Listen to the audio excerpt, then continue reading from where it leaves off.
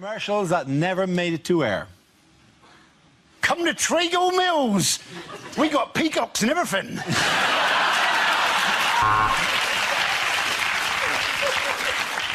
We've got surprises in store. The escalator's broken and the staff know fuck all.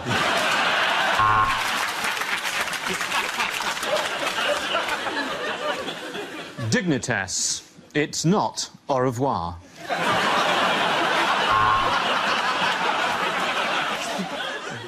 Have you had an accident that wasn't your fault and has ruined your life? Next time, use Durex. Try uniform dating, because with the way government cuts are going, pretty soon it could be the quickest way to get a policeman to your house in an emergency. If you can find it cheaper anywhere else, tell us and we'll burn their shop down. The DFS sale has ended.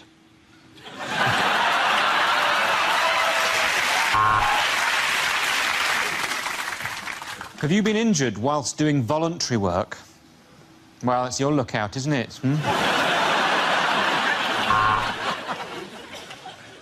The Dyson hand dryer. It's a perfect way to drown out the sound of somebody having a shit.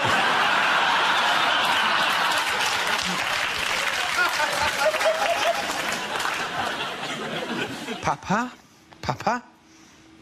No, I'm sorry, Nicole, we've lost him.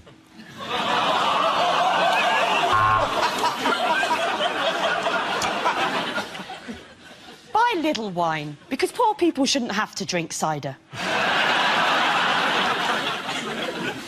Steven Gerrard drinks Lucasade. This has been a Red Bull commercial.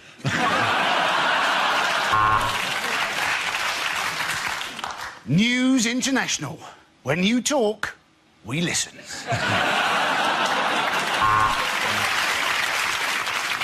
To qualify for second meerkat toy, Alexander has invaded Ukraine.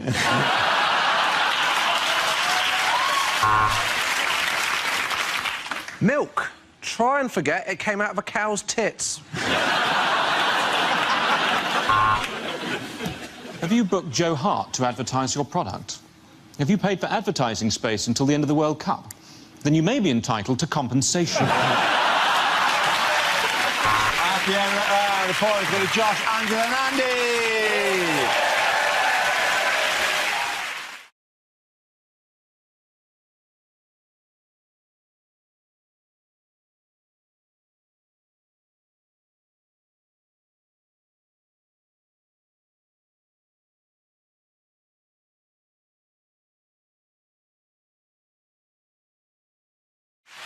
Now we play a round called English Jokes for English People. This game involves Ramesh and Milton, so if you could make your way to the performance area, please. This round is a stand-up challenge. I launch the wheel of news, and whoever chooses to stop, one of our performers must step forward and talk about that subject. OK, here we go. Let's spin the wheel. The first subject is education. Who wants to go on that? Ramesh. Well, as a vegan... I wanted to supplement my son's education, so I'm helping him to learn to read. That's one of the things that I'm doing, and helping your child to read is one of the most magical and rewarding things that you can do as a parent, on day one.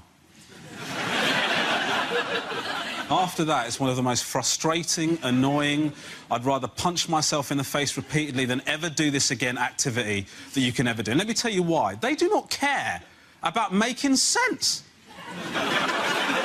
Right? They'll just read all the easy words. When they get to one they don't know, instead of trying, they'll just look at the picture and just throw something random into the sentence without any regard for what effect that has on what they're saying. And I'm supposed to not get angry. I'm supposed to not get angry when my son goes, Jack went strawberry? How could that be what it said? How could it be Jack went strawberry? What are you talking about? What would that even look like? How could that be what it said? Tell me. I tell you what, you think that's what it said, you go strawberry now. Go on. Right, go strawberry. That's what you think it said. Stop crying, go strawberry. Go strawberry. Why don't you do it? Go kiwi then, I don't give a shit. You're not doing it, are you? I tell you why not, because it doesn't make any bloody sense. My wife thinks I'm overreacting. Thank you very much, Robert. OK, that leaves us with Milton. So let's see what you've been at for Milton. Let's spin the wheel. And the topic is family.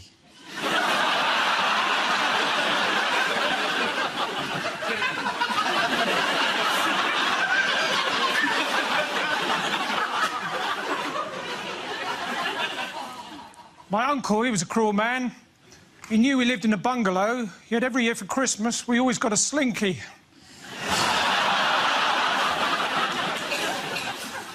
It's a miracle my sister's getting married. I went to the printers to get the invites, and he said, well, what typeface? I went...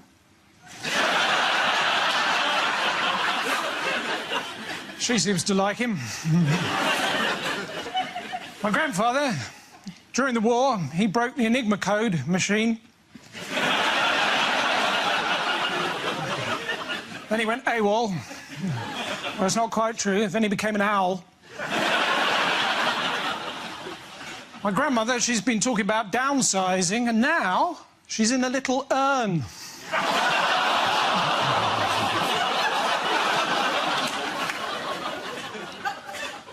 My other grandmother, she was a children's writer. You may have seen her book, Jack Goes Strawberry.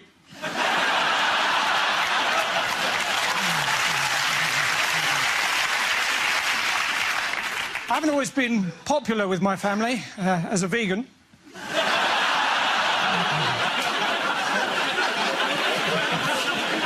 That doesn't normally work.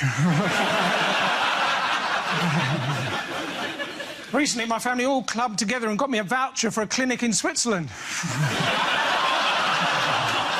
Thank you. Hey, well done. Point down for Milton Jones. Come on back in.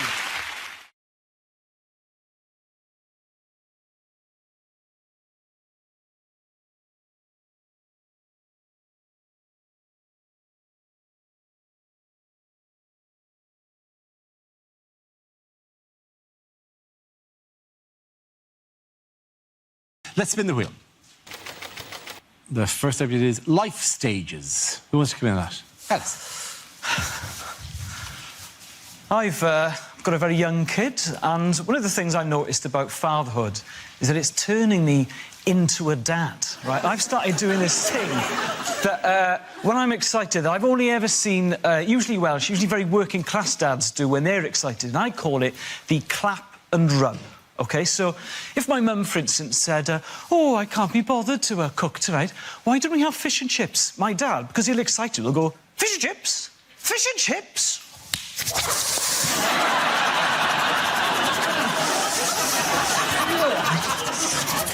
and I have started doing that now, but when I'm doing it, I'm like, what the hell is going on, right?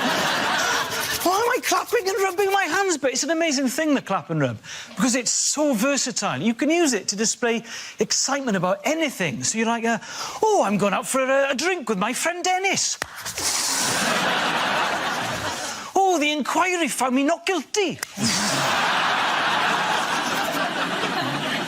Another thing with having a baby is I think it brought on a midlife crisis. One of the first things I did when she was born was I joined a boxing club, like a proper spit and sawdust South London boxing club. I don't want anyone to be frightened at home, because I'm not hard bloke, because at my level, boxing is almost exclusively skipping. I am absolutely incredible at skipping now, but I don't know how this is going to help me in a one-on-one combat situation. I'm so be walking down to Marley Way late at night and a bloke will be like, oi, give me your phone and your wallet. I'll be like, what, are you mugging me? Yeah, I'm mugging you. Yeah, you mugging me? Yeah, I'm mugging you. Yeah, yeah, yeah. Well, try it. Thank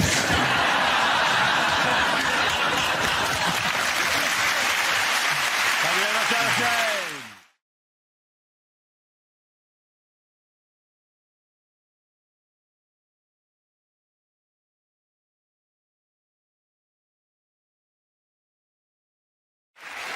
Unlikely things to read on a packet. Ragu sauce. If you gave this to someone who is actually from Italy, they'd punch you in the face.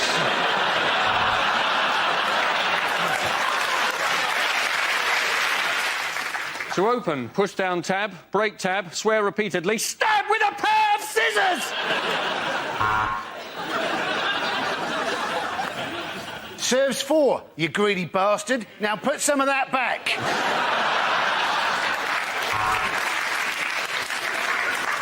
Viagra are proud sponsors of Andy Murray, for people who can only ever achieve a semi.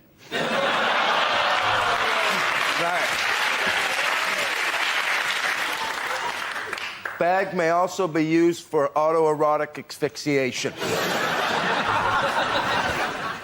Fair trade coffee. If you don't like it, you're racist.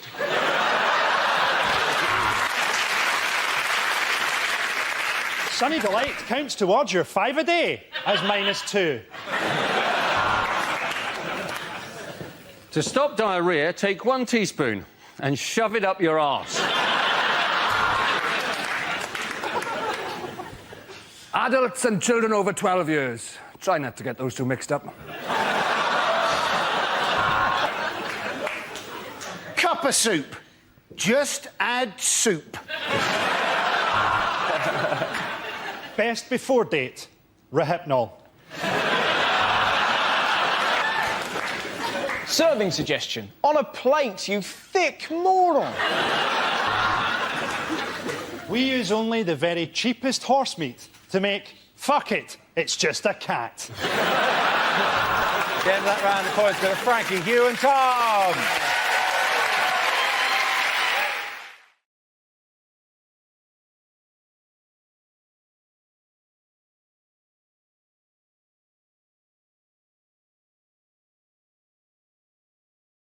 OK, let's spin the wheel for our first topic. And the topic is exercise. We all know we need to do more exercise. I mean, we've now got the fattest kids in Europe.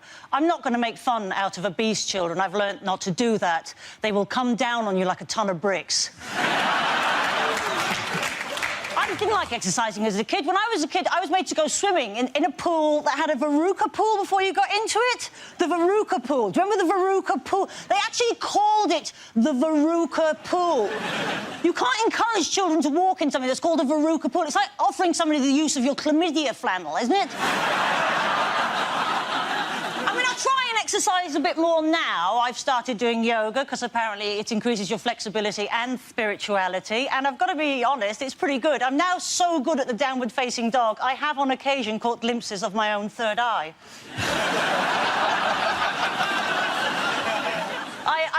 I did a half marathon though a few months ago, which was pretty good. You know, don't be overly impressed, which you're clearly not. But I only finished yesterday, so there's clearly a lot of work to be done. And I did the run for charity, and I know a lot of people are doing things for charity. You can't just exercise now, can you? You've got to do it for a good cause. And I get a lot of those emails. I know we all do. You know, will you sponsor me? Will you sponsor me? I'm like, what are you doing? I'm flip-flopping up Kilimanjaro for diarrhea.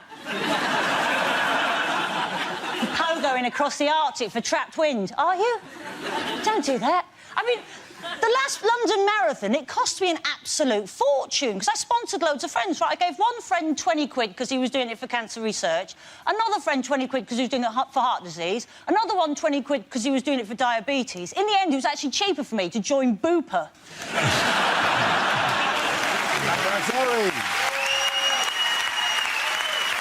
OK, that leaves us with Milton. Let's see what you've been left with. Let's spin the wheel. And the subject is work.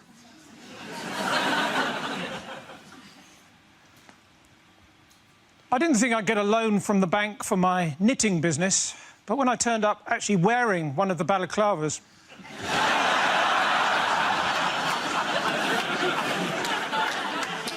I used to be a weatherman. In fact, does anyone want to buy a broken barometer? No pressure.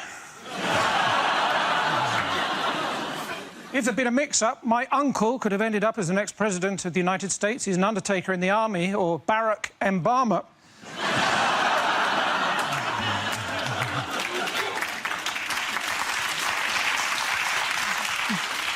Soldiers, of course, very emotionally repressed. Sometimes you see one of them go into the middle of a parade ground and shout, "Attention!" What he needs is a hug. Well, that's what I thought. My dad, he was a soldier, so, of course, as a family, we're always moving around a lot, because he used to use us for target practice. 6 hours I had to wait in the other day for the electrician until he opened the cupboard under the stairs and I was able to leap out at him. I remember when I was a policeman, I was asked to seal off an area and I went... "Arr!" That's all right, thank you. Well done. Points there for Mr. Jones. Come on back.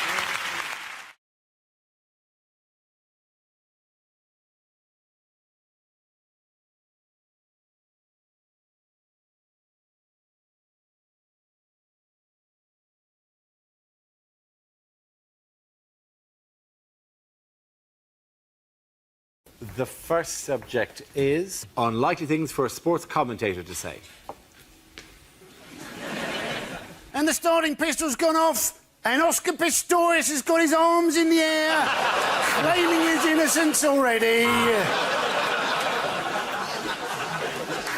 Well, good news here in Flushing Meadow. Murray has broken Djokovic. Both legs, one arm. He won't recover from that. Oh, clearly that's a dive by Tom Daley. So it's 1-1 at half-time, and, sorry, I'm finding it hard to concentrate here. Gareth Southgate has just had me in absolute stitches.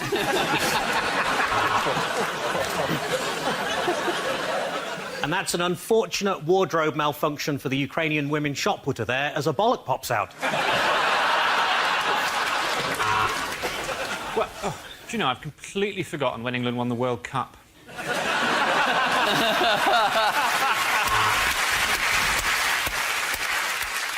130 kilograms. This would be a world record, but this small Peruvian is determined to swallow it and get it through customs.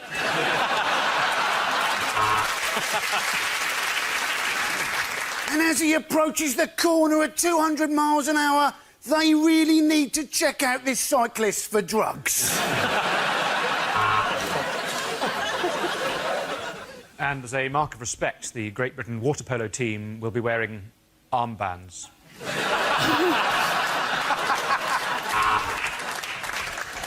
Croquet does not get better than this.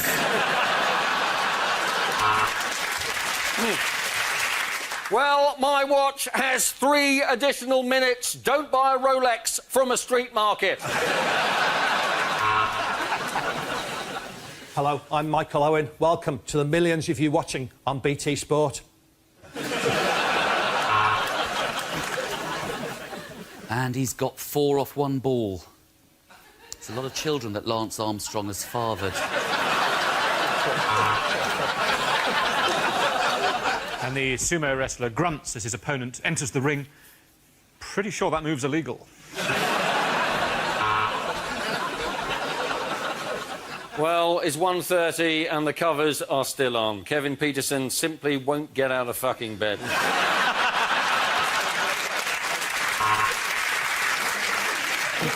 And Tiger Woods is going for his 3rd hole of the afternoon. Surely by now he should have left the hotel. And welcome to the 2020 Tokyo Olympic sailing competition. Oh my God, Godzilla! Ah!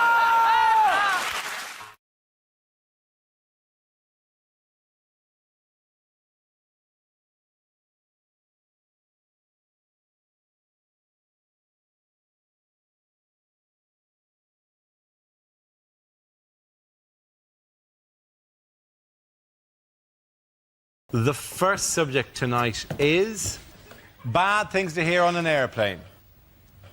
In the event of the cabin decompressing, oxygen masks will drop from the ceiling and untangling them will annoy you before you die. Well, if you look out of the portside window in just a minute or so, you'll see me. Bye. That's the first cloud I've ever seen with a ski lift on it. The only thing less likely than surviving crashing into the sea is the Coast Guard hearing the whistles on your life jacket. Hi, I've got a hobby farm. Would you like me to tell you all about it for the next 9 hours? Hold on! I've just entered us in the Red Bull Challenge!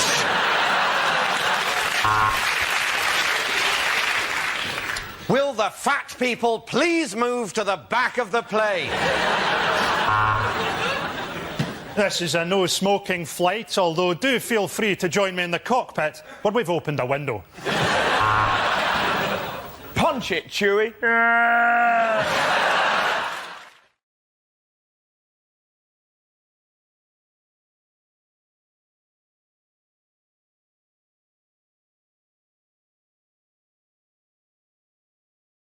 we play a round called This Isn't Just News, This is a Wheel of News.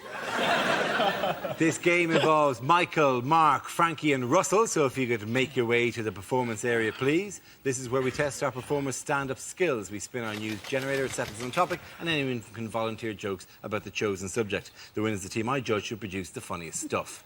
Here we go. We spin the wheel. The first topic is relationships. I think when you go on a date with someone, it's a bit like playing cards, isn't it? There's a couple of cards you let the other person see. There's also a couple of cards that you hold to your chest. Well, as you can see, I'm punctual and employed. I'm holding untidiness and sexual deviance. I actually lost my virginity to my mother's best friend. It was my father.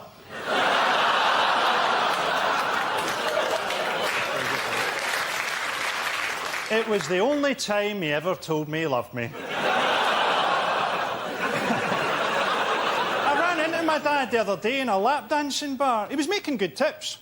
There's a lot of stuff I don't understand about sex. You know, like nudie calendars. Nudie calendars? Who's wanking going, I can't believe it's Pancake Tuesday?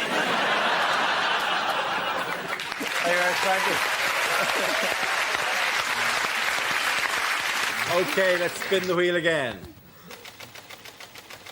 And the subject is travel. Who wants to come in that? Russell.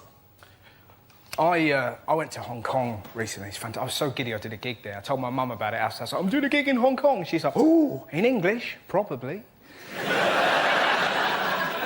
Travel's becoming more and more scary, do you find that, you know? But we look for terrorists now based on gender, ethnicity and behaviour. They must have come and go, are they shifty? Are they beige? And we don't need help being racist. We're very good at it as a nation. It's horrible. You know, when you get on a plane, you see someone who's vaguely foreign, you can't help but go, oh, God, he's a bomber. Oh, God, he's a bomber. And you know he's looking at me and go, fuck, he's in a boy band. Do you know what I mean? Like that.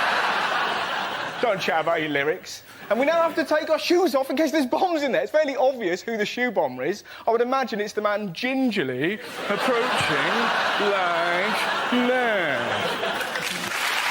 Russell. Travel. OK, that leaves us with Mark and Michael. Let's spin the wheel. The next topic is hotels. Who wants to come in on that? I'll have a go. Oh, I've got a lot to say about hotels. I stayed in a terrible... I'm not allowed to mention it, but... honestly, such a depressing hotel. You know, you've got your Gideon Bible, your minibar. Minibar's a depressing word as well. It's a fridge, in fact. You know, if it was really a minibar, you'd have tiny people being sick outside. You know...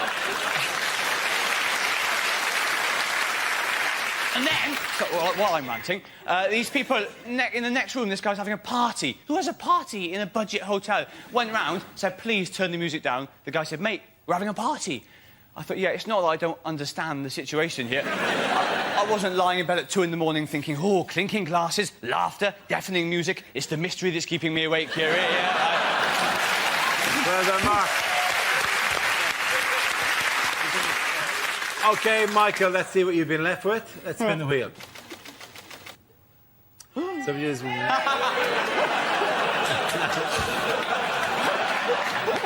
create an interesting tone for your joy you're about to say. Hey! Yeah, Wales. Well, of course, they have their language. This is really the thing. And they are very keen for people of Wales to learn it. So they have it up everywhere, all the vocab. But they have it not only on road signs, but they also have it on the road. So I was driving into Wales and it says slow, and then the Welsh for slow, which is araf. And I didn't know this, and I thought it said, slow, Arab. I thought, whoa! Whoa! Given the delicate global political situation, is this the best way to handle the terror threat? Have there been a meeting at the Welsh Assembly? We've got to do something about Al-Qaeda. It's only a matter of time before they make their move in the valleys. Any ideas? No? Not one? OK, well, while we're thinking, let's slow them down on the roads. Slow, Arab. Put your hands where I can bloody see them. Thank you. At the end of that round, I'm going to give the points to Russell and Mark.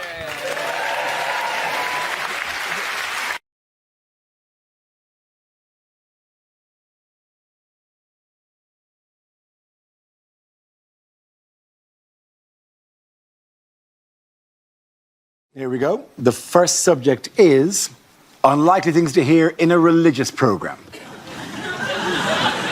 Mary, shag, avoid, Father, Son, Holy Ghost. Does Jesus save? Let's check the VAR.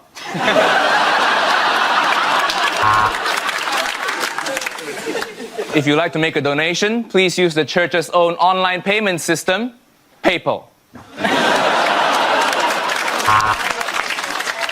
And Jesus was born in a manger, surrounded by sandwiches and cappuccinos, for this was a Preta manger.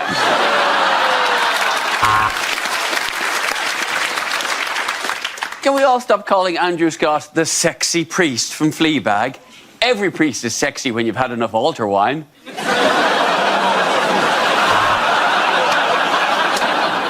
So, if you want to hire an outfit for a marriage in a mosque, come here.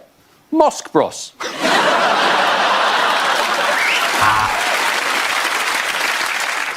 Thank you for watching, and stay tuned for Stargazing Live, where Dara O'Brien and Brian Cox will fill your head with heathen lies.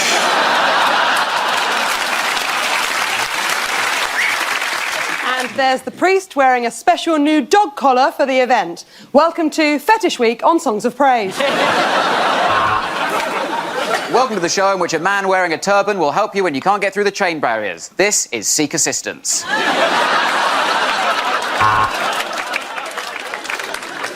In Judaism, there is no hell, just a Labour Party conference. Well, due to a typo on the programme this morning, we have a bishop, an imam, and representing the Jewish community, the Chief Rabbit.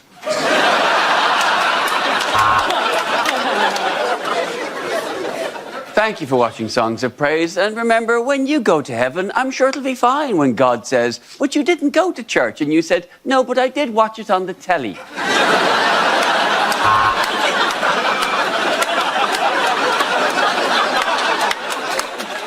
And then it rained for 40 days and 40 nights, which I can only assume had something to do with the homosexuals.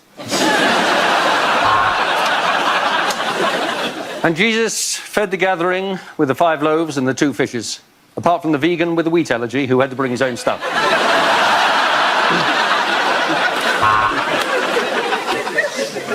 This is St. Paul's Cathedral, which, because of a no-deal Brexit, is now a Wetherspoons.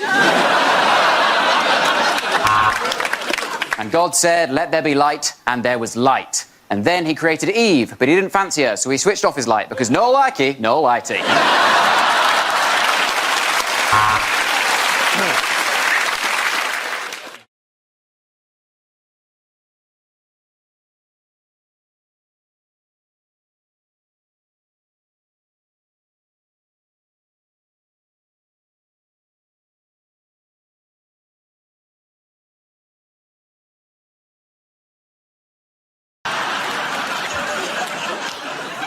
Knits. It's knits. It's super knits. Yeah. I'll tell you why they've got too many knits. Is because they're all sharing the same hat to decide which house they're in.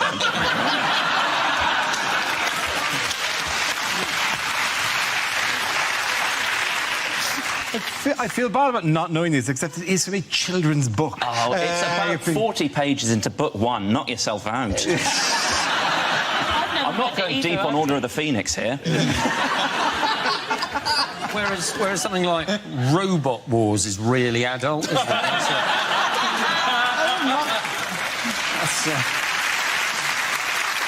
So you know nits. What's the right way? Apparently they're quite resistant to you know, the shampoos that used to kill them in our day. Back in the day. Although I don't think even you had to worry. I have lovely lustrous hair. Walking around like a housing estate for the nits.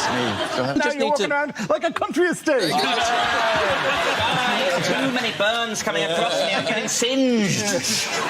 I think people need to adjust their thinking when it comes to nits and just don't think of them as something you need to kill. Think of them as like pets. Yeah. Oh, yeah. You know, if a kid comes home from school with the guinea pig, you don't go, kill it! Oh, it's resistant to this particular tennis racket. No.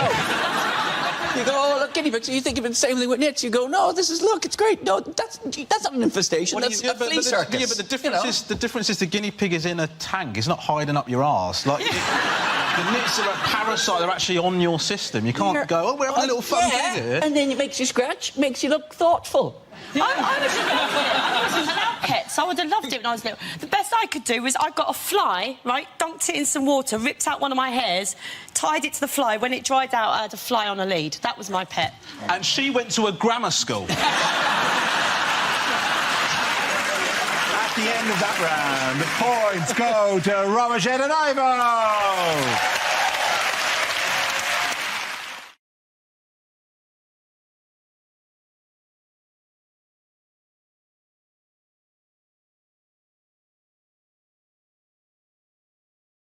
It's Christmas time and we hope you're all enjoying the season at home as much as we are here in October. But now, the past people have said we don't try harder to be festive on this show, so this year we're going an extra mile. We decided to buy each other Christmas presents, so let's see what everyone got. Chris, I'm just going to go to you first. OK. Well, my first present is for Hugh. I've bought everybody a bit of headgear. That's for Hugh. First. So we're going to put it on? Yeah, you got to put it on, yeah. That'd be nice, you know. It's Christmas Day, you've got to do that, haven't you? Because Hugh is our captain, Dara. Middle second denotes captaincy. He's the captain of the team. Captain of the team. No seniority, no points. I'm also going to be in fantasy... What's it called? He looks more like being a remake of The Village People at the moment. For Andy...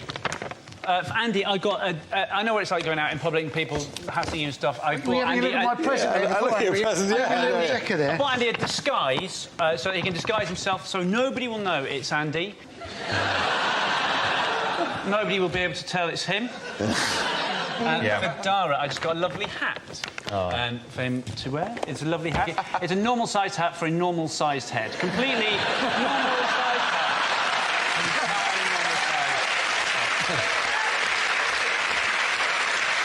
I've got a present for you that hasn't been wrapped. That's all right. I'm really sorry. It is socks. I know that's boring, but they're not ordinary socks. They're DVT socks. Because I'm very worried about how little you move around, and I don't want you... Normally, you'd have to worry about it on a long... Yeah, it'd be on a long-haul flight you'd have to worry about it, but... Yeah, I haven't seen you walk for... Well, since 2005, so... I've also got a present for Chris here. Because, well, it's really a present for us more than anything. It's, put this on, right? It's just a game, really. You put that on. You just put that on, OK? And then for the long periods... You so look like John McEnroe at a You want your G. And for the long periods of the show when Dara doesn't bother to look at us or talk to us, we can just play. Where did that go?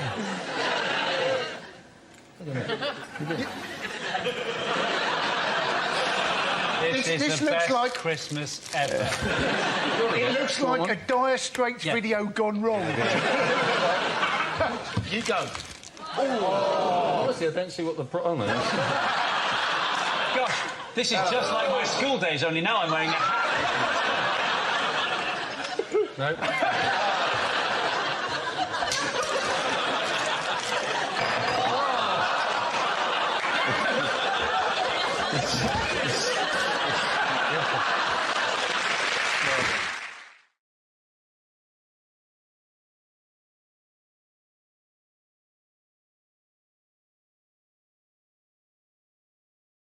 OK, here we go. Let's spin the wheel for the first topic. The first subject is transport. Who wants to come in that? Miles. Yes, transport, public transport. Why is public transport so horrendous? Well, the clue is in the question, isn't it? It's the public. You're horrific. I don't take public transport terribly often, but sometimes I do it for a dare. Some friends and I once had a competition to see who could stay for the longest on a night bus without vomiting. Although, once I got on the bus, it was quite clear that all the other passengers were involved in a similar competition. None of them were doing terribly well. My seat had a sign next to it saying, "This seat is particularly appreciated by the elderly and infirm." Yeah, certainly smelt like it. Now, what a journey. Every time somebody pressed the stop button, it pinged. The oik sitting next to me stood up because he thought his McCain's microwavable chips were ready.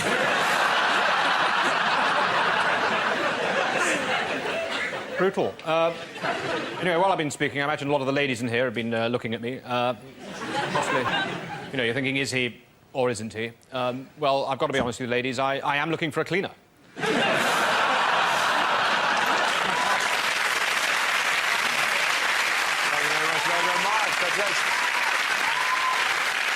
OK, let's spin the wheel again. The subject is marriage. Who wants to come in on that? Stuart. I'm not married. If I was married, would I be able to do this?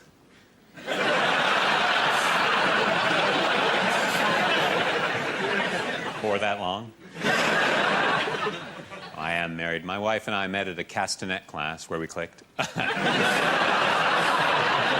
That's not entirely funny. No, we actually met in the museum, and the rest is history. 14 more. No, we actually met at a driving range where we hit it off. Can't be true. No, we actually met in a library. That's novel. No, actually, Wayne Rooney introduced us. It was a no-brainer. Only kidding. I'm not married. I am married. That's why I'm wearing the ring. Oh, no. It must have fallen off in that hooker.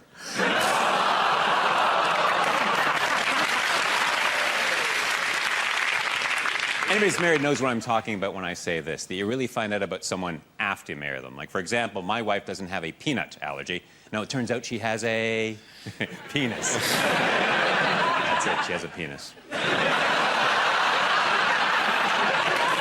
you very much, Stuart. OK, that leaves us with Mickey. Let's see what you've been left with. Let's spin the wheel. And the subject is parenting. A few years ago, my wife and I had a baby. Well, we didn't have it straight away. We had to cook it up for a little while. And so she suggested we go to these classes run by the National Childbirth Trust in our local area. They're very middle-class antenatal classes. They're run by this fascist breastfeeding woman. Who's basically, you can go to her home on a Tuesday night. She's breastfeeding her 9-year-old son during the session. It's not awkward. All the men are checking the coving out. It's come away up there because they should have put glue both sides. That's... No, she's still doing it. What are you going to do? And I think by week 4, she's running out of ideas, so she started on the men. She said, I'm going to ask the men this evening, the men. The men are coming on board. How might they benefit by giving birth to the baby themselves? Can we talk about those benefits? Now, there's 6 of us in a circle. I'm in trap 3. Not the best position. The worst one either. Chap number 1's in the best position. He said, if you gave birth to the baby yourself, he said you'd have an empathy with womankind and her struggle over the centuries, creating a greater relationship with your partner. I was thinking, oh, cobblers, I was going to use that one. Chap number 2 dug in, fair enough. He said, well, if you gave birth to the baby yourself, he said you'd have a bond with the child at a more primeval, physical level. Started crying. Nice touch. Mother Earth looked at me, I'm having a panic attack. It's all gone a bit hazy. She said, Michael? I said, well, at least you'll be 100% sure it was yours. OK, the end of that round. Four's going to make it time again.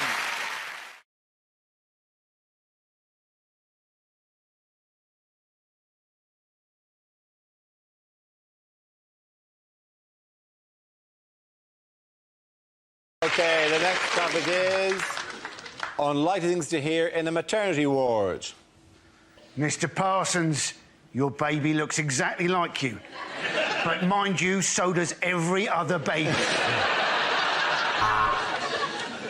There are complications, I'm afraid, for a start. I'm not a doctor. I definitely can see the head. You should do your flies up, Doctor.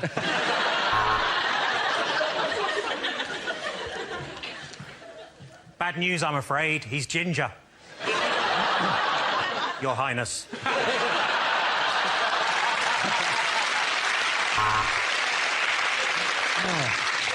So, would you like to hold the little fella? Or shall I give you the baby?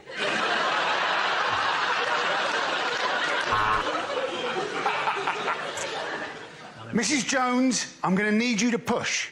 And then when we've got the ambulance started, we'll try and get you to hospital. Oh, God, is that my baby? I've given birth to Andy Parsons.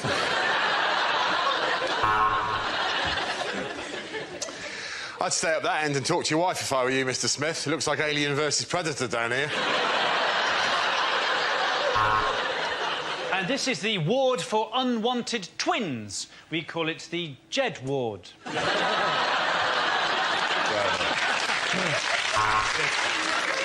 Basically, you just turn them over and slap them on the arse. These nurses' parties are great.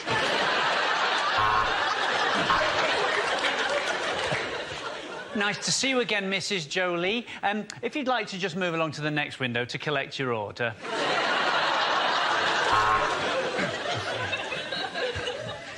Oh, this isn't your first baby, is it?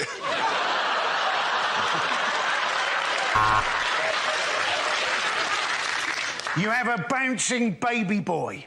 I know that because I dropped him in the delivery room. OK, big breath. Big breath in, hold it, and pass the joint to the midwife. If you're not in when we deliver your baby, is it OK if we leave it with a neighbour? The points go to great Joe and Andy.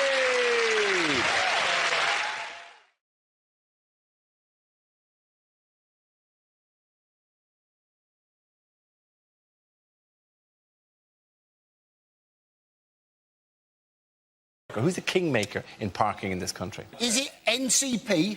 No, it's not NCP. Who's the one single individual who wields more power over parking in this country than anyone else? Boris Johnson. No. It is, according to Parking Review, it's Hugh Dennis. Yeah. That's right. This magazine, which was sent to me anonymously, I get the Parking Review, features 10 separate photographs of Hugh Dennis on its pages at the moment. Yeah, I did the National Parking Awards. Who wins a National Parking Award? They did Best Multi-Story. That was in there. Have you not done the National Parking Awards? I've not done the National Parking Awards, and I didn't know that this was a bonus of it. I'm going to seek out the National Parking Awards. So, sorry, when you say parking, do you mean, like, in a car, reversing into a slot? Yeah, is that your talk? Right, OK. Yeah. They had awards, and Hugh handed them out. I handed them out, yeah. Well, I gave them all tickets, to be honest. I didn't. I get a feeling Hugh's not enjoying this. Shawty-waddy-waddy. Shawty-waddy. Sepp Blatter. Sepp Blatter.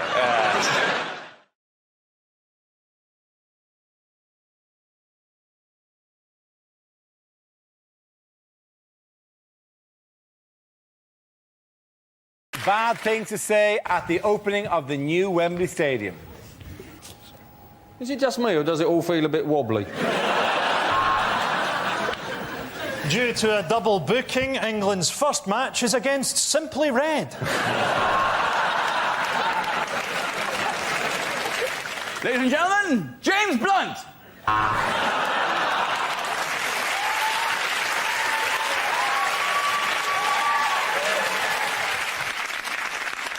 Welcome to the 2008 Cup Final. So if you can all make your way to the coaches, we're on our way to Cardiff. And all for the same price as building a rope ladder between the Earth and Jupiter. Can Mr. Bin Laden report to lost property, please? Mr. Bin Laden.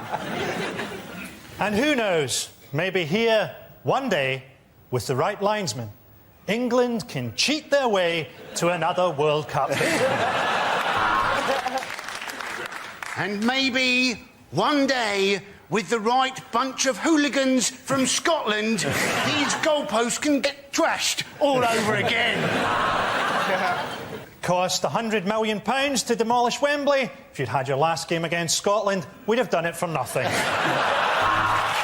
going to leave it at that, ladies and gentlemen. We're going to leave it at that.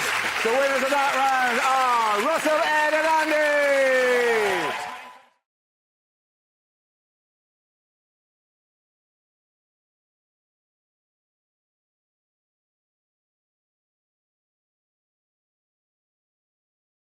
OK, here we go. The first subject is unlikely film trailers. Referendum 2. We'll keep doing it until we get the result we like.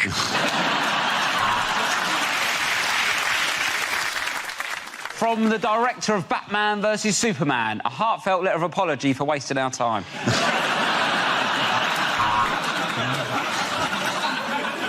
Tantric Sex, the movie, not coming soon. The new all-female Ghostbusters. The CGI looks amazing because we saved 30% on actors' wages.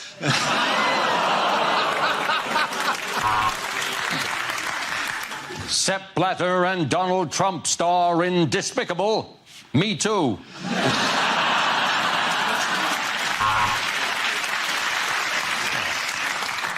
Thanks to an unfortunate typo, it's the most one-sided action film ever. Allen versus Predator.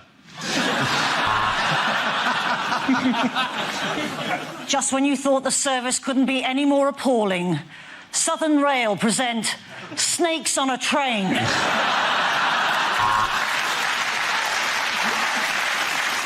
The Avengers go to prison. They should have asked the age of Ultron.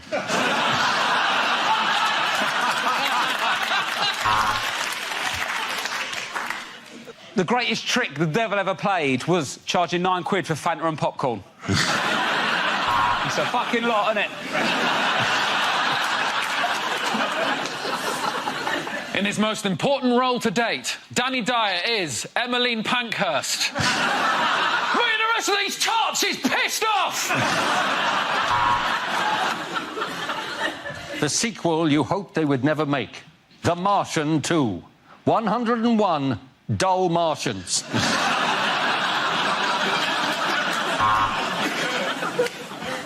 One man stands alone. It's Labour, the film.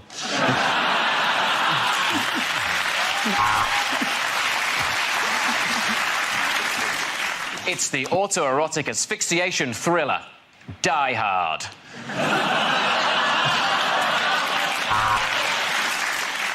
50 Shades of Grey. The heartwarming story of a vajazzler in an old folks' home. In a land where nothing costs more than a pound. It's Poundland.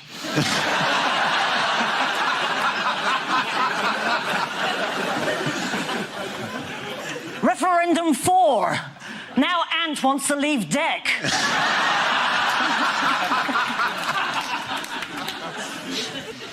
Michael Gove is David Cameron's best buddy in Quentin Tarantino's The Hateful Mate.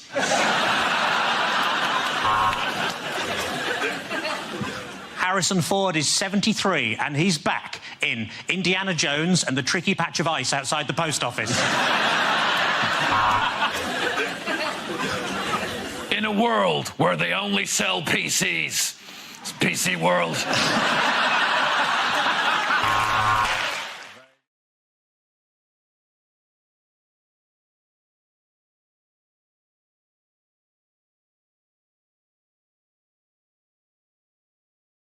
OK, your category is education. The answer is 25 in a row. What is the question? How many green bottles are standing on Charles Kennedy's windowsill? Is it you've just been picked up whilst hitchhiking? What's the last thing you want to hear the truck driver chuckle as he nods towards the 24 empty rucksacks in the back? Is it how many times has Dara O'Brien cracked one off on Blue Peter?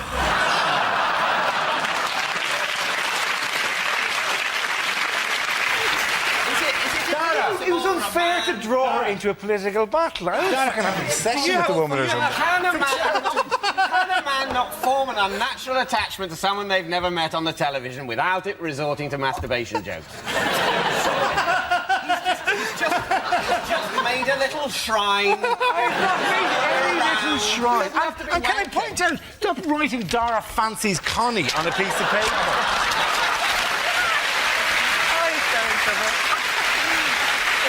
I think she's twice been unfairly dragged into political discussions that are not of her doing, and that's what I'm defending here. Is it for how many years has the UK finished bottom of the Eurovision Song Contest? Is it how many times has... We won it in 1997, happen to know. Did we? Yeah.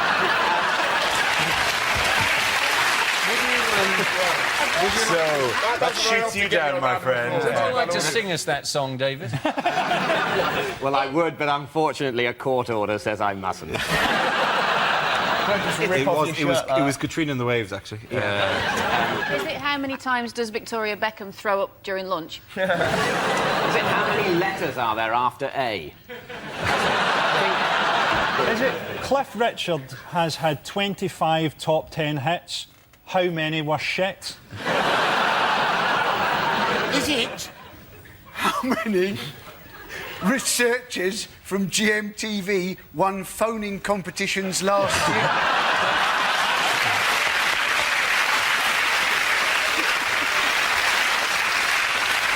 They're just very good on those questions.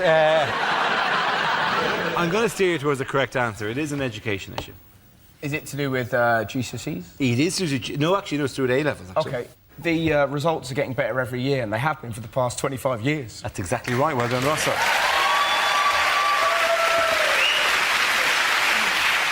Yes, the question I was looking for is for how many years have this country's school exam results been improving? This is the news that in 2007, the UK's school exam grades have improved for the 25th successive year, with record pass rates and more pupils getting the top marks, leading to calls from some quarters for the exams to be made more difficult. Well, what's amazing about it, no wonder kids are so disaffected in this country. Like, they get the best results ever. And how do we respond? Do we say, well done? No, we go, well, they're getting easier. In my day, you had to write 50 essays in an hour, and a man poked you with a stick. If you got one wrong, they killed your mum. Now get out of my room. And you sat there going, just back off, Grandad, I'm cleverer than you. You do put young people in this country in a ridiculous catch-22, where all the coverage is about how stupid young people are, but you give them one chance to shine, and then they all work really hard and get A's, and then you tell them it's further proof that they're stupid. What this is a massive argument in favour of is a huge cut in funding for education.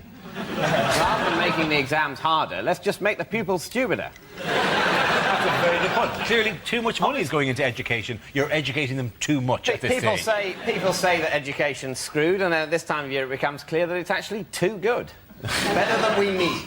The thing is, though, everyone gets to go to university now anyway, because everything is a university.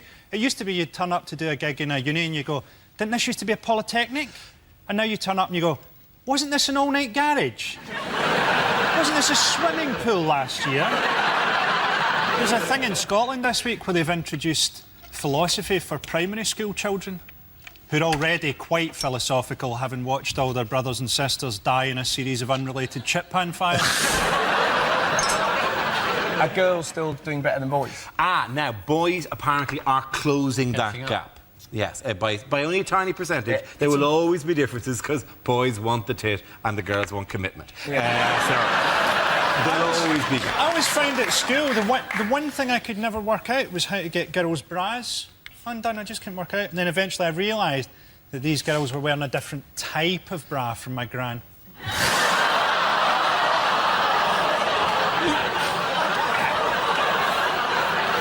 It would be a good idea to get kids more in tune with what goes on in life, isn't it? I can remember spending a whole day finding out that wood lice quite liked dark, damp conditions. I have never been able to use that piece of information in everyday life. Yes, and when you're there in your flat, aren't you? Your girlfriend's left you, you've lost your job, there's flood water lapping round your ankles. It's going to be little consolation to you that you know wood lice would quite like these conditions.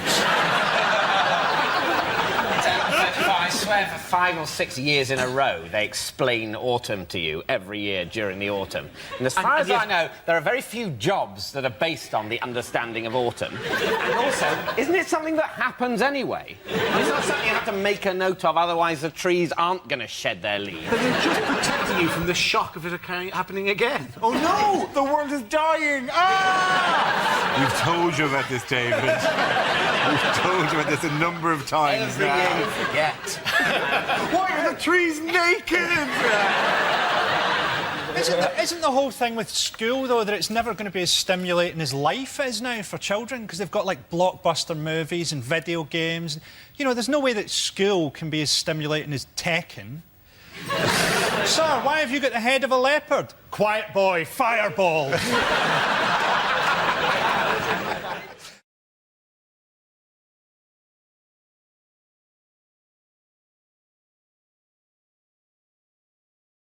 OK, your category is media. The answer is 600 metres. What is the question? Is it, if Kelvin Mackenzie was to do a bungee jump from a height of 500 metres, what length rope should he be given? Is it, in fact, what head start would I need if I was competing against Usain Bolt in the 100 metres? Is it simpler than that? Is it how big are some trees, Dara? No trees are 600 metres. Simpler. Is it how far is the Queen's bed from her ensuite bathroom? How far away can Boris Johnson smell of custard cream? Is it, in fact, how far can the Proclaimers walk now? Is it at what distance is Theresa May attractive? None of the rest of us could do that, but good to have you on board. Is it when kicking Chris Brown in the bollocks, exactly how long a run-up should you take? Is it proportionally, if a clown's nose was the size of Dara's head, how long would his shoes be?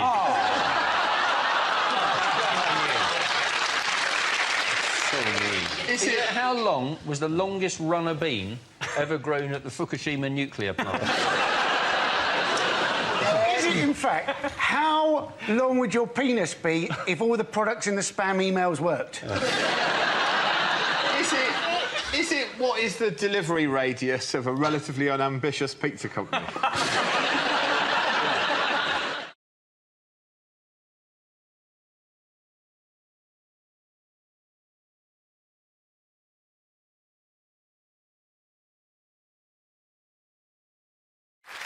Our first round is called Headliners. Here's a picture of David Beckham and his lovely wife, Victoria. But what does the DBPB stand for? Is it Desperate Bulimic's Pointless Boyfriend?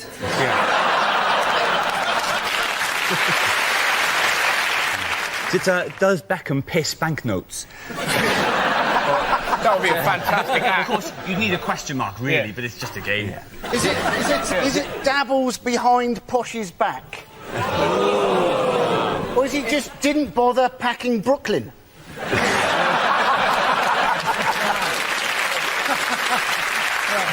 Is it something about a payday bonanza or something? I'd like to have a crack at this. Is it David Beckham's payday bonanza? It's a good guess, but no, it's not.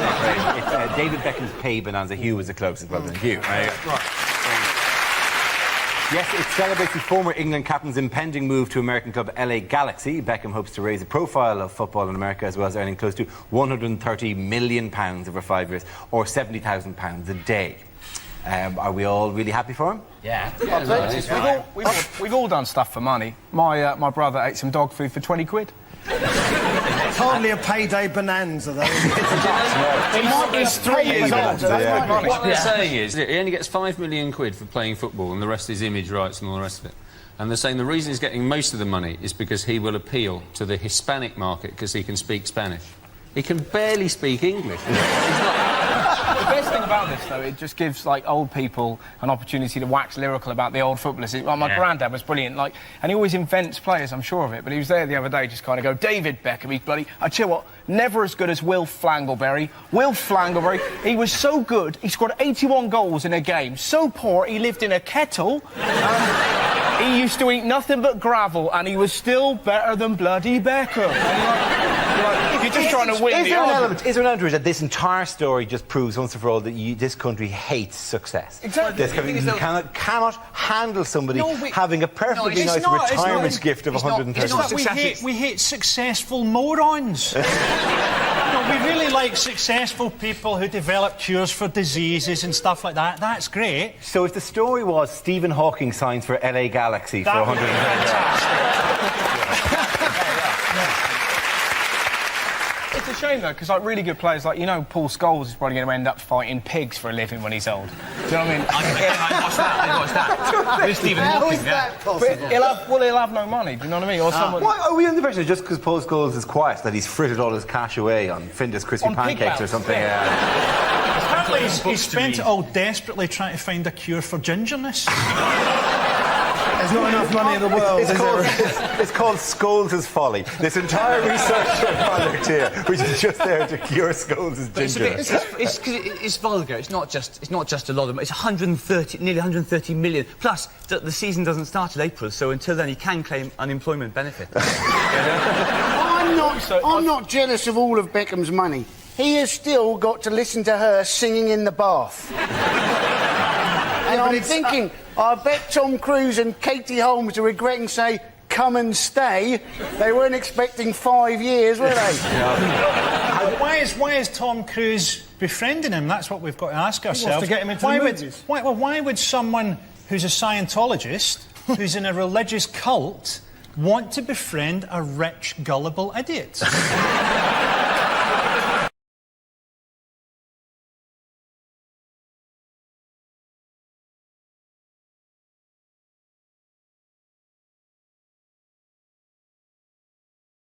Come to our final quickfire round called Scenes We'd Like to See. This is for everyone, so if you can make your way to the performance area, please. I caught ideas for scenarios we'd love to see, and performers came with their suggestions.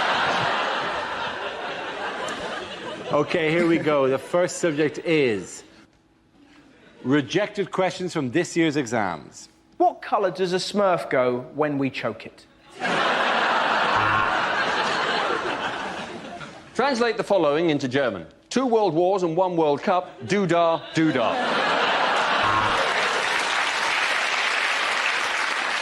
How many pepperami big boys could you feed to Victoria Beckham through a tube before she became visible to the human eye? What is the name of the force that pulls objects towards the centre of the Earth? Is it A, gravity, or B, magic?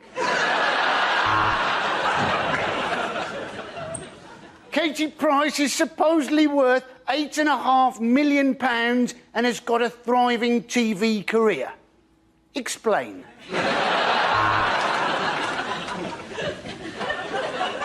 If George Michael leaves at 8 o'clock for a 5-mile drive, when does he crash? There are 6 lines of equal length. How long will Kerry Katona be in the bathroom?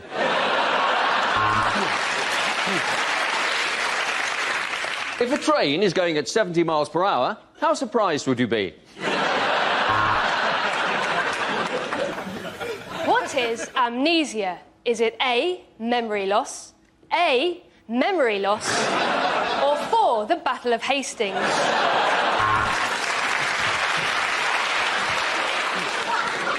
If Sally buys 3 oranges and 2 apples, how far south of Scotland is she?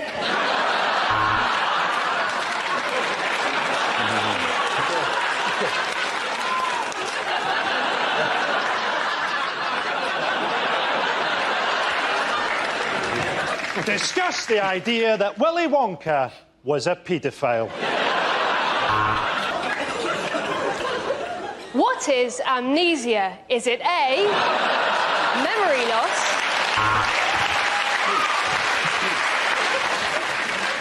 Draw a diagram of the male genitalia. please use the tracing paper provided. What are most Canadians renowned for saying? A.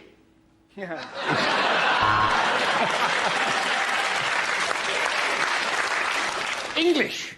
Is standards declining?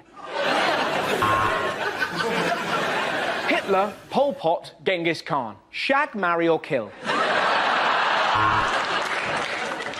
There's a wedding where Jane invites 20 guests and her partner Helen invites 40 guests. How angry is God? The next topic is unlikely things to hear on a TV business show. Well, the footsie has had its best day since March. It went shopping, had lunch with friends and took in a show before shagging a complete stranger it met in a bar. Our invention lets you know whether or not a girl fancies you. We call it beer. OK, Dragons, I've developed a system that lets you get your own seat on the bus, and it involves talking slightly too loudly then pissing yourself.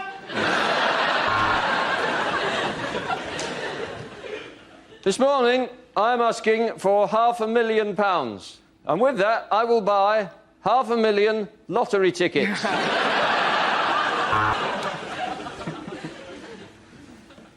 Good evening, Dragon. Oh, jeez, what the hell is that? That's Evan Davis, the host? I'm out. OK, we may have lost some money promoting Michael Jackson 02, but let's face it, I've just signed a deal for the new Oasis tour.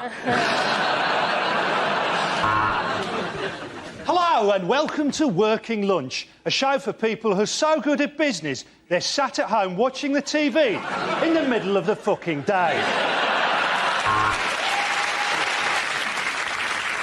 Dragons, I have 3 words for you. Reggae, reggae condoms. The last task was easy, and yet you cocked it up. I only asked you to blow the bloody doors up. This week, the Dragons meet a retired Nigerian brigadier with an offer that sounds too good to be true. Today, there was a hard drop on the footsie, and I got a bruisey on my handy-wandy. This week, the apprentices face their toughest task ever, selling the shite Sir Alan actually makes. OK, Jim, that round. The points go to Frankie Hughes Stewart.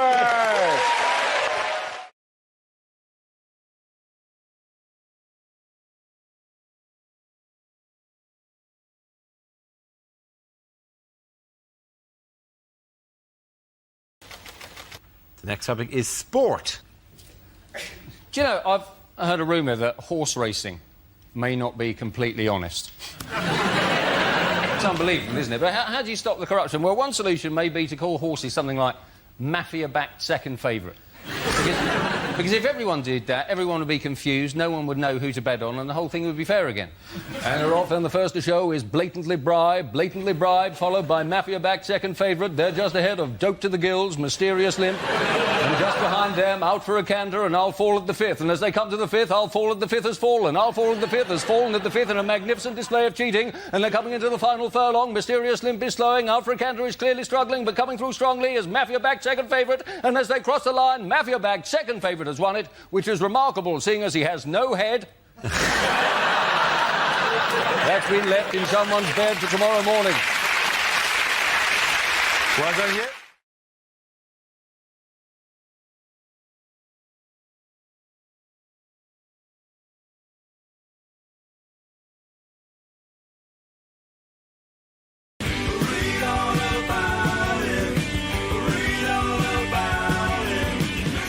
Spin the wheel. The first subject is travel. Miles. Well, I'll tell you what's wrong with trains. It's the quiet coach, OK? Quiet, that is an adjective. It doesn't go far enough. Quiet is an adjective. It should be called the silent coach, shouldn't it? The silent coach. No one would have any trouble understanding that. It's the silent coach, right? You can't talk on it, you can't use your laptop, children can't travel on it, you can't eat crisps, and crucially, they, the train people, they wouldn't be allowed to make announcements. Because the sort of people that have the mentality to travel on the quiet coach, which is the correct mentality, are the sort of people who check where the train is going before they bloody get on it.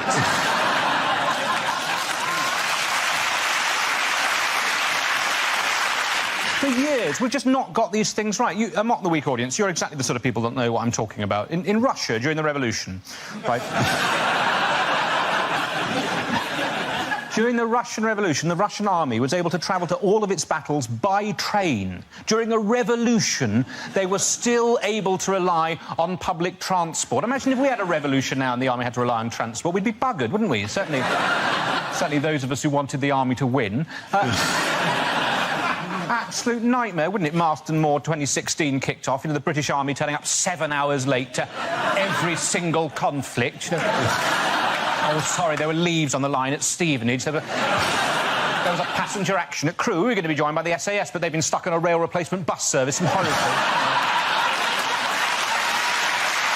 Thank you very much, Miles. OK, now leaves Milton. Let's see what topic you've been left with. Let's spin the wheel. And subject is music. We don't know much about Galileo. He was a poor boy from a poor family. I live in a Grade 2 listed building, which of course means that everyone in it has to be quite good at the piano.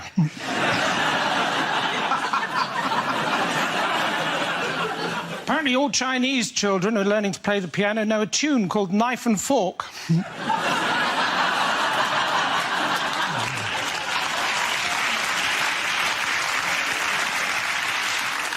I'd like to take the band ABBA out for lunch, and if I could, I would, my friend. For Nando's.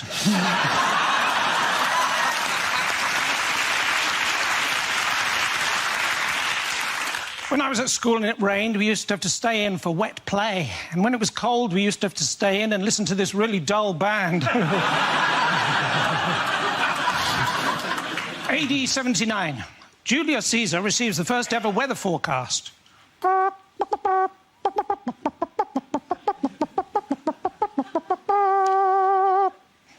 Hail Caesar.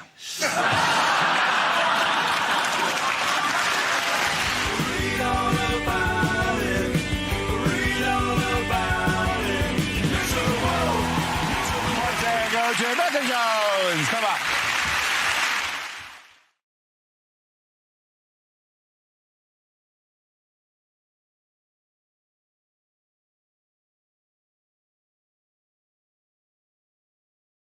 The next topic is unnerving things to hear during a medical examination. Yes, I'll be operating. Oh, there you are. Oh, my God! Come here, you've got to look at this! That's your smear test done, and I do have some bad news. I'm the janitor. Yes, well, it's definitely stuck up there. We may have to use the ferret.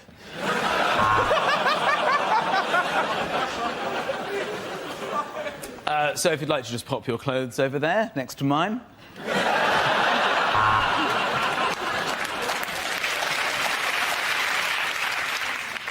You'll live for about a week. Well, there's good news and bad news. But don't worry, I can give the good news to your widow. Don't worry, panic over. It was just a spider on the microscope. And how does it feel if I touch you here? And here? And there?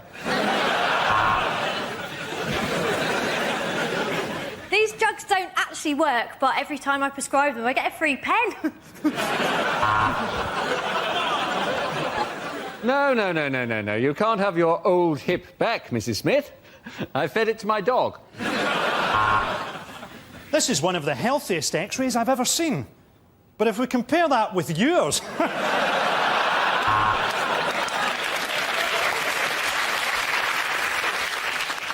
Right, I thought for a change, I could cough and you could hold my balls. You have the body of someone half your age growing inside your womb.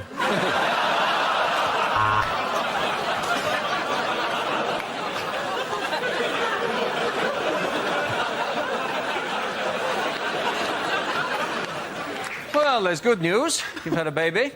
And the bad news, it's blown your cock off. OK, let's leave it there, ladies and gentlemen. We're going to give the point to Frankie, Hugh and Michael.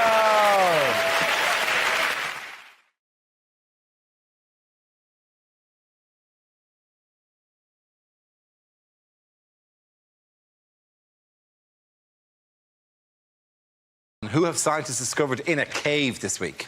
I'm so excited about this story, but I can't pronounce the name, and I'm worried about... I know they're not here to get offended. They're not. The Homo naledi, or naladi. Nadali. Homo nadali, yeah. Nadali. Homo naledi. Just think of... No, can we just say for that moment where he corrected your pronunciation by getting the word completely wrong? Yes. Can we all just enjoy that for a second? It's impossible to say it. I was probably without doing the milady. Give it its full name. It's Homo naledi no cry. The reason I love this story is so they found a few bodies from 100 years apart in a cave. This guy, this idiot. That's Homo naledi. Yeah. The find was announced last Thursday by the South African University of the Witwatersrand, National Geographic and the UK science journal eLife. That is a spooky cover of the National Geographic, yes. Yeah, they have your hooded eyes there. But the thing is, this is all... I would find it very hard to believe if the production staff of this show had not done a photograph of that and made it look like you. I would like to think that.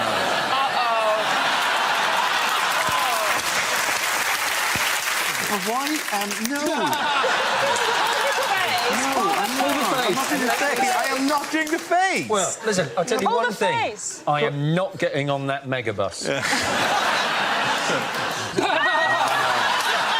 Now that, I think, is a thing.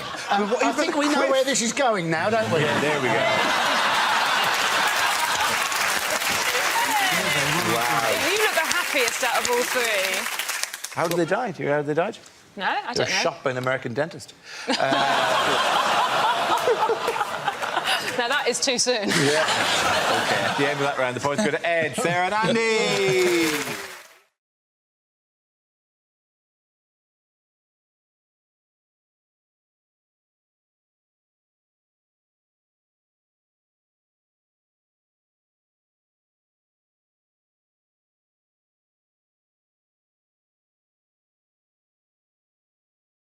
Now we play a round called Trump Around, Trump Around, Trump Up, Trump Up and Get Down. This game involves John and James. If you could make your way to the performance area, please. This round is a stand-up challenge. I launched a wheel of news, and wherever it chooses to stop, one of our performers must step forward and talk about that subject. OK, here we go. Let's spin the wheel. And the topic is home life. Who wants to come in that?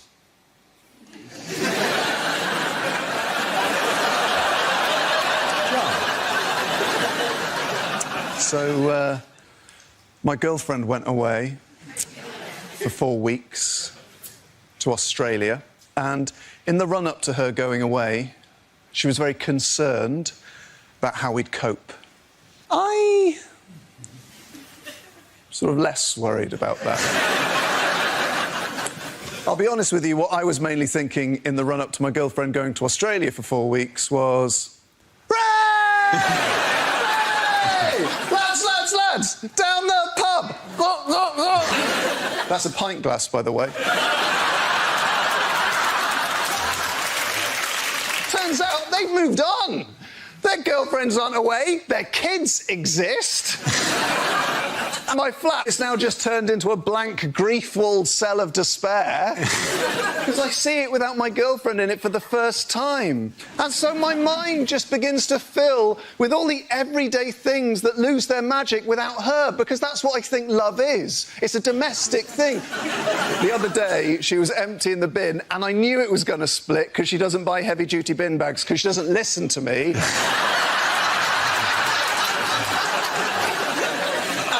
She's lifting out the bin, and I can see the main sort of bulk of the refuse is staying there. Meanwhile, the bag itself is just stretching, getting clearer and clearer till it's little more than a shadow. And I think, well, that bag is going to split, but I can't tell her because I've learned. I hear this shrill cry. It's a sound that I've not heard my girlfriend make before, because I'm not much in the bedroom. And I thought, well, that bin bag split, hasn't it? Time to go and lighten the atmos with a few choice quips about why we use heavy-duty bin bags. John Robbins. OK, that leaves us with James. Let's see what your topic is. Let's spin the wheel. And the topic is cinema. Where you go? Speaking of the cinema, Sarah Pascoe's an idiot.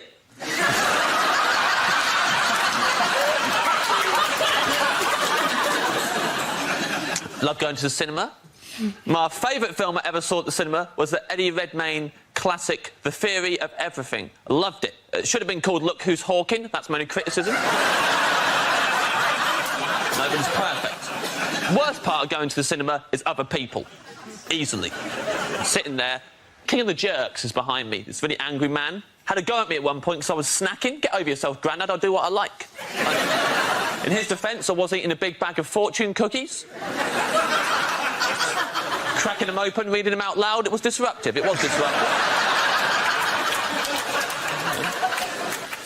End of this film, man behind me goes, ugh, that's 2 hours of my life I'm not getting back.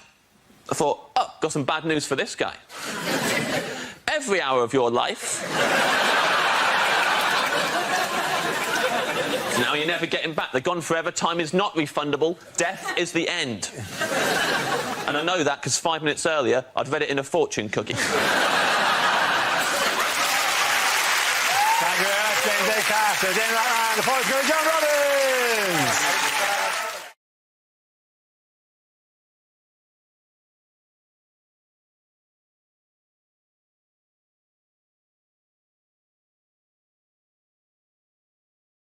This is just a picture of Prime Minister David Cameron pictured last year visiting a farm. However, he is now at the centre of allegations, including drug-taking and debauchery with a pig during his years at Oxford University.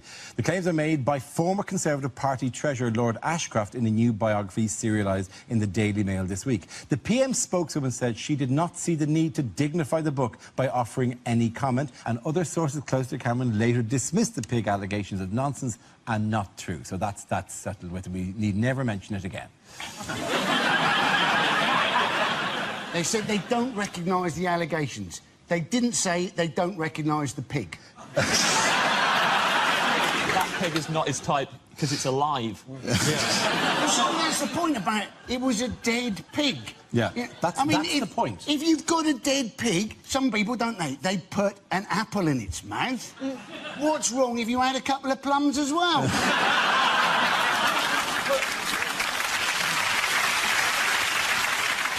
Of course, it was the head of a dead pig in this story. Of course. Of course it was. Of course. Anything else would be bizarre. Yeah, and it's an etiquette minefield at these posh do's, isn't it? Because you never know, when do you use the little knife? Is that my side plate? Is that the correct glass for white wine? Is now an appropriate time to place my cock in a pig's head? It's just...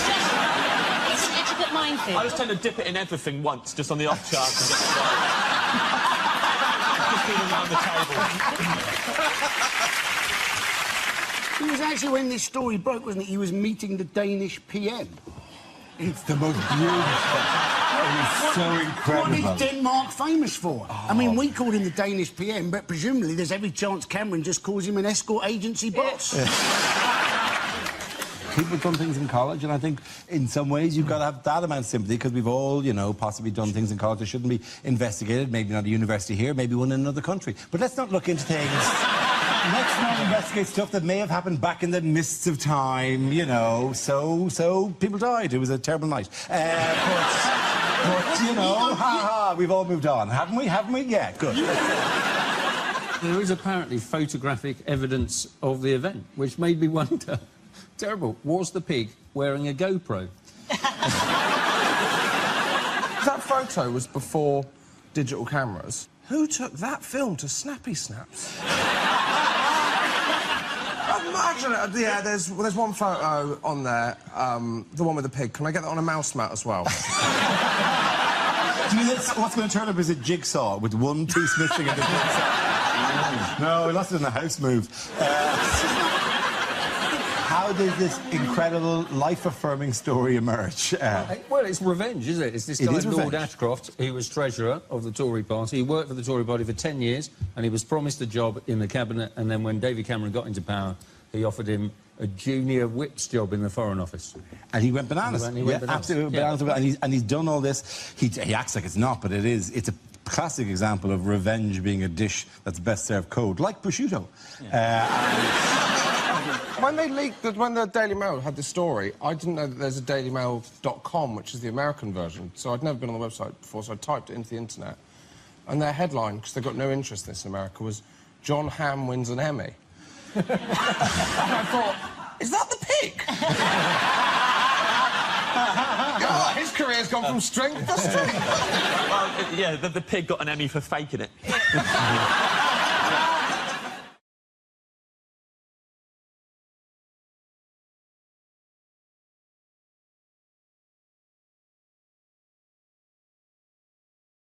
Now we play a round called Mockter Quinn Medicine Woman. This game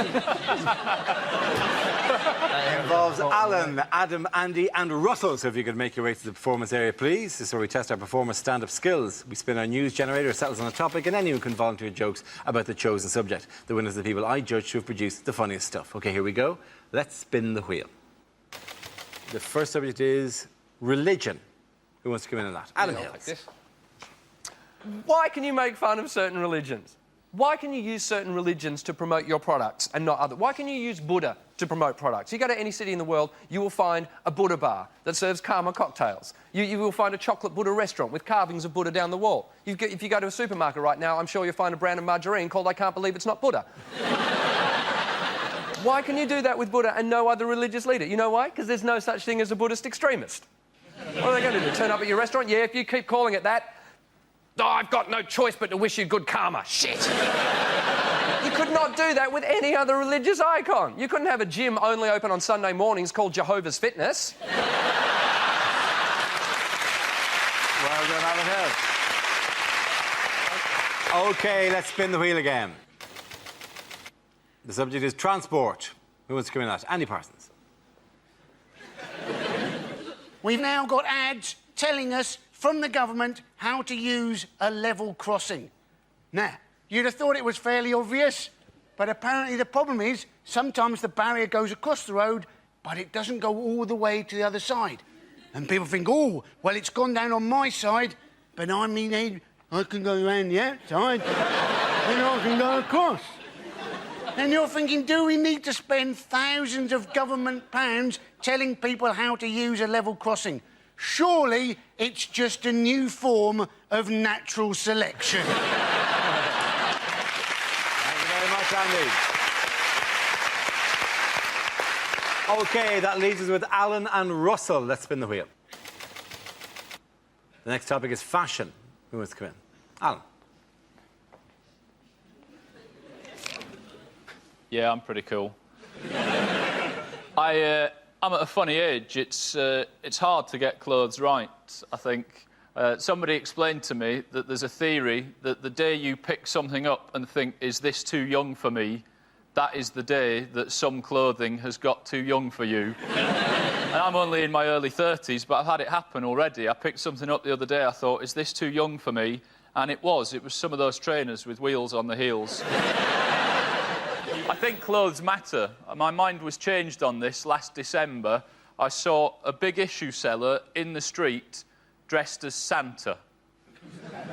Yeah, it's fine for us, for adults, but it was daylight, there was children in the street, and I could see one little boy looking at the big issue seller and then looking at his mum as if to say, it's not looking good for my PlayStation 3 this year. Thank you very much, Alan.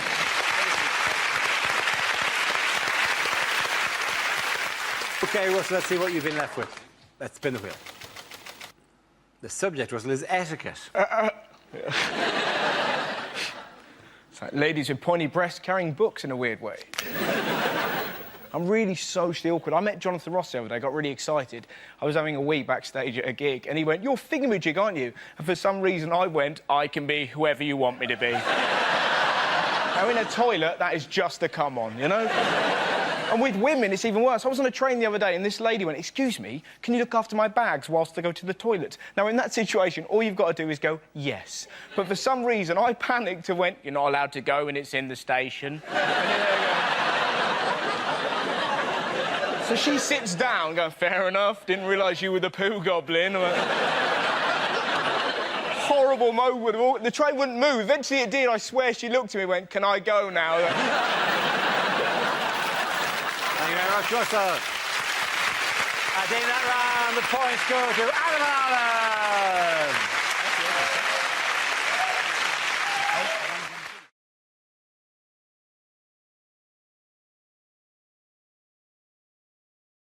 Our next round is called This is the Answer, What is the Question? On the board are 6 categories. John, which category would you like? I would like world news, please, Dara. OK, world news is the category. The answer is 3%. What is the question? Is it what percentage of my life have I spent thinking the toaster is broken when actually I haven't plugged it in?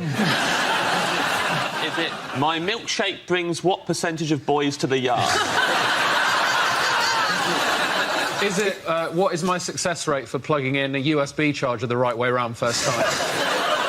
Is it how much of a portion of Viennetta you get around Jeremy Hunt's house? What percentage of the population of Midsummer are still alive? Is it how many of Southern Rail's trains run today?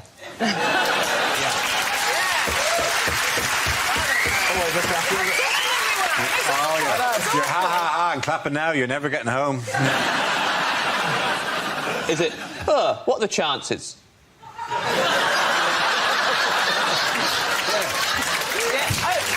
Very true. It could be like, what are the chances of John proposing live on air on once a week? Oh my God, let's come up. Why not?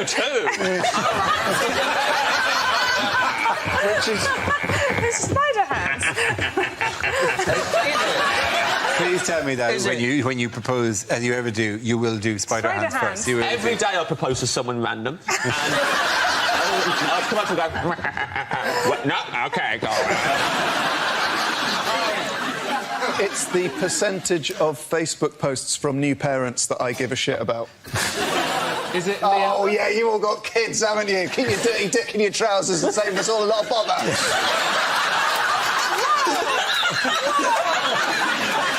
This is so much like an anxiety dream for me. Will you marry me? Wow. You got it on tape, right? He can't deny it. I'm going to show his mum. Is it... no jam? It's not about jam. It's clearly not about jam. What is the answer? It's world news. It's we world make news. our own jam.